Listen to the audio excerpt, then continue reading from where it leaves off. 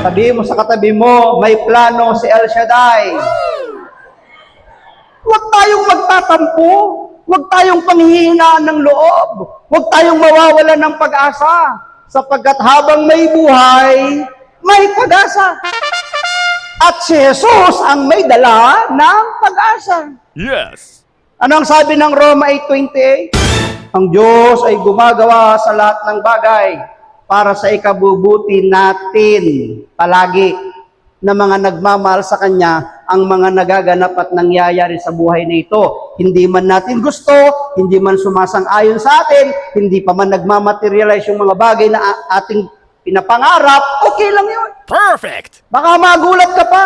Sa kabila ng kabiguan mo, dodoblihin pa ng Diyos ang katuparan ng mga pangarap mo. Yes. Sabi mo sa katabi mo, hintay-hintay lang.